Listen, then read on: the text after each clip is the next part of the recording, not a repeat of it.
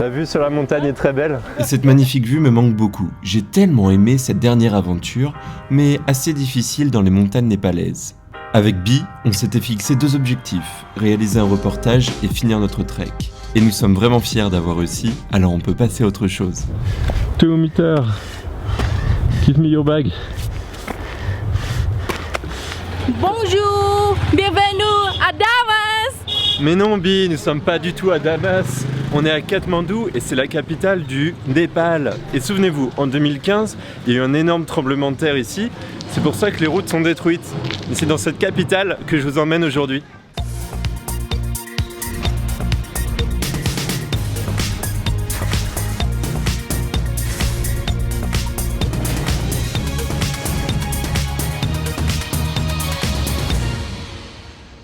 Après une quinzaine de jours en altitude, on était bien content de retrouver la civilisation.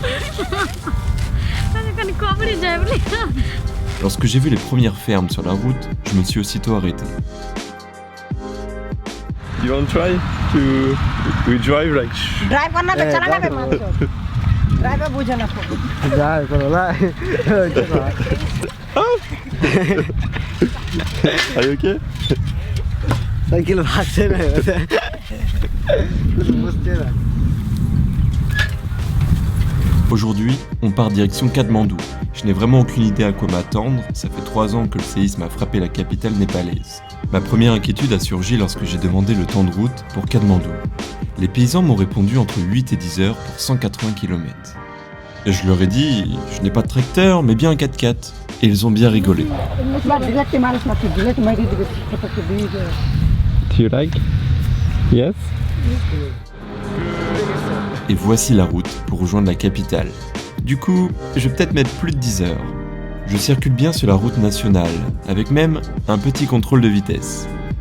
Imaginez-vous quitter votre Provence pour rejoindre Paris sur une route comme celle-ci. Moi j'adore, mais le Népal devient assez épuisant car les distances sont longues et on sait que l'on peut casser le 4x4 d'une minute à l'autre.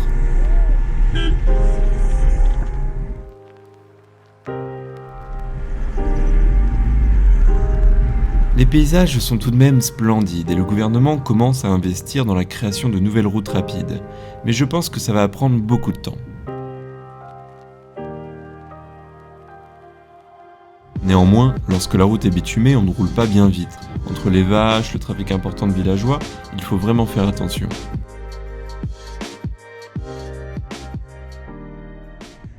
Mais nous y voici, enfin arrivés à Katmandou.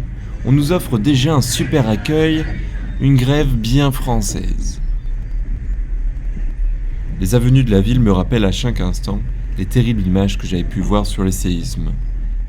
C'est comme si que j'étais dans une forêt en Normandie, avec des magasins et des bus partout. Je dois vous avouer que voyager seul en Inde et au Népal n'aurait pas été une bonne idée. Au niveau de la circulation, il n'y a aucune rigueur, alors Bi nous a sauvés des centaines de fois en améliorant un court instant le trafic routier.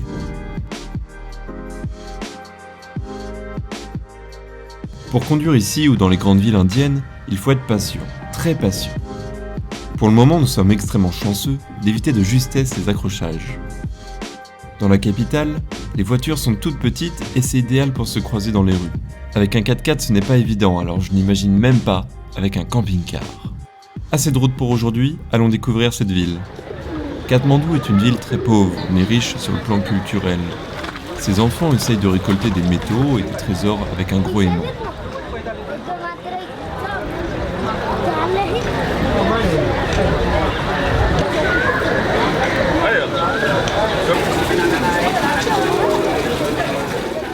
Il y a plein de mélanges de cultures ici, et les temples hindouistes sont nombreux. Le temple de Pashupatinath reste un des plus sacrés et importants du pays.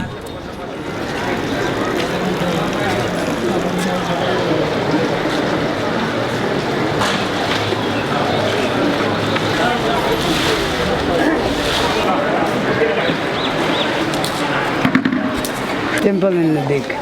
Very big. Yeah. Little big, everybody.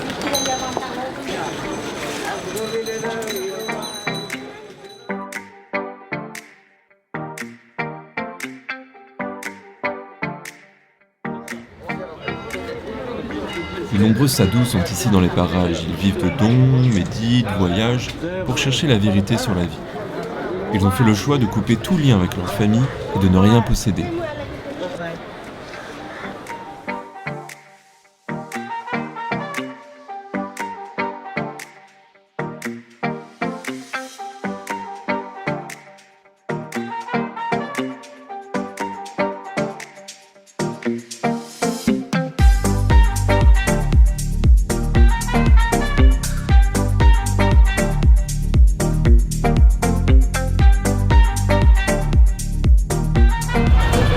Mehdi, où allons-nous? Soba Yamuna Temple à bus public. Pour un coup, on prend le bus. Enfin, c'est plus simple pour se déplacer dans le Katmandou. Alors, ça nous change un peu de notre bon vieux 4x4. Mais croyez-moi, ici, les routes dans le centre-ville, elles sont catastrophiques. Et en plus, il y a énormément de circulation. C'est du grand n'importe quoi.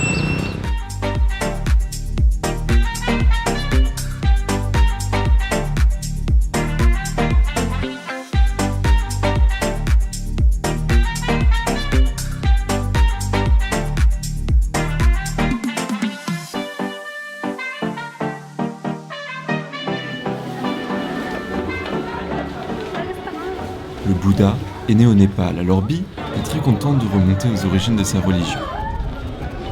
Encore une fois, le bouddhisme ici est très différent de tous les autres pays bouddhistes que j'ai pu explorer.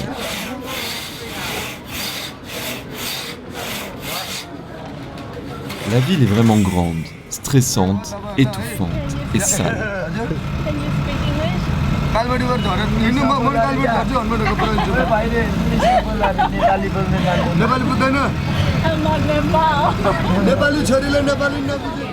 Néanmoins, on arrive à trouver des petits quartiers éloignés de toute agitation.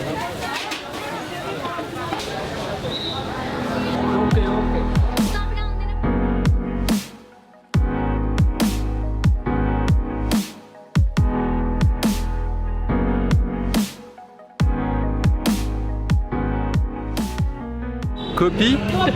Joapi? Ok. C'est le chapeau, Bi, elle a mal mis. No, another way. D'ailleurs, This way. too small, too small. Allez, it's better like this. Donc c'est le chapeau traditionnel ici au Népal que les hommes portent avec un petit gilet. It's good on me? Topi. Yeah, it's cute.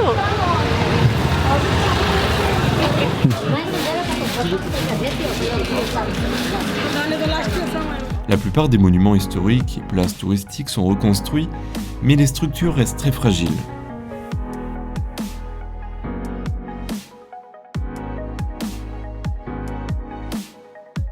Alors, vous me voyez vraiment ici avec le 4x4 ?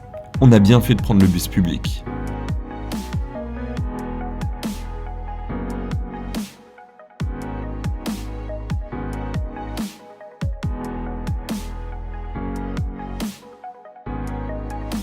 Je n'aime pas Katmandou alors que cette ville regorge quand même d'anciennes merveilles.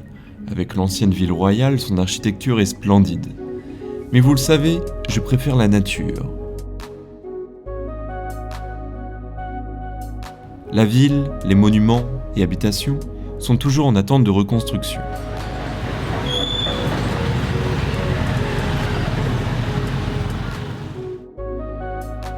C'est pour nous une ville de transit. Car la vraie richesse du Népal, c'est quoi ? C'est bien les montagnes et parcs nationaux.